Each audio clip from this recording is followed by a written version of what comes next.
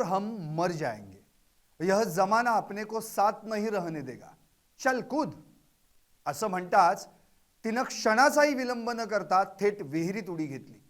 पण ज्यानं हा मोठा आव आणत डायलॉग हाणला तो मात्र स्वतः उडी न घेता चक्क अंडरपॅन्टवरच पळून गेला। दोघेही जीव देऊ म्हणून विवाहितेला जीव द्यायला भाग पाडलं आणि स्वतःचा जीव वाचवत पळून गेला। हा विकृत आहे तरी कोण आणि कुठं घडली ही घटना पाहूयात यावरचा हा स्पेशल रिपोर्ट।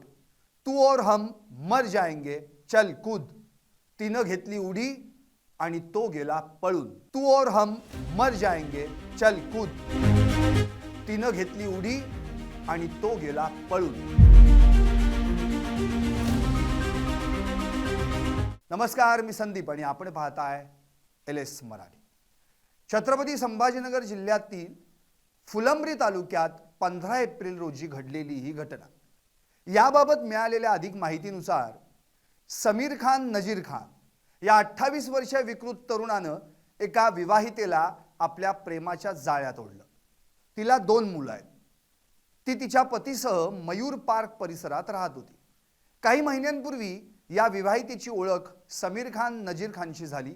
पुढे ओळखीचं रूपांतर प्रेमात झालं। मग मात्र या विवाहितेनं स्वतःच्या 2 मुलांचा आणि तिच्या नवऱ्याचा विचार न करता ती त्याला सोडून तिच्या माहेरी फुलंब्री इथं राहण्यास गेली। मला माझ्या पतीसोबत राहायचं नाही, नजीर खान सोबत राहायचंय असं तिनं आईवडिलांना सांगूनही टाकलं। ते ऐकून कुटुंबियांना धक्काच बसला। त्यांनी तिची समजूत काढली। एवढंच नव्हे तर त्या नजीर खानचीही समजूत काढली, पण दोघांनी काही ऐकलं नाही। 15 एप्रिलला रात्रीच्या सुमारास विवाहितेचे आईवडील घरात झोपले असताना घराच्या मागील बाजूस असलेल्या एका सपरात लपून बसलेल्या नजीर खानला ती विवाहिता भेटायला गेली। रात्री 10:30च्या सुमारास जागे झालेल्या आईवडिलांना आपली मुलगी घरात नसल्याचं समजल्यानंतर त्यांनी तिचा शोध घ्यायला सुरुवात केली। काही वेळानंतर त्यांना ते दोघंही घराच्या मागील बाजूस आक्षेपार्ह अवस्थेत आढळून आले। आईवडिलांनी आपल्या दोघांनाही पाहिल्याचं कळताच ते दोघेही आहे त्या अवस्थेत जवळच्याच एका विहिरीकडे धावले। विहिरीजवळ जाताच तू और हम मर जाएंगे, यह जमाना अपने को साथ नहीं रहने देगा, चल कूद असं म्हणून नजीर खाननं तिला विहिरीत उडी मारायला लावली। त्याचं ऐकून तिनं विहिरीत उडी मारली, पण नजीर खाननं उडी न मारता अंडरपॅन्टवरच तिथून धूम ठोकली। हा सारा प्रकार आईवडिलांच्या डोळ्यांदेखत घडला। आपली मुलगी विहिरीत पडल्याचं कळाल्यानंतर आईवडिलांनी विहिरीकडे धाव घेतली।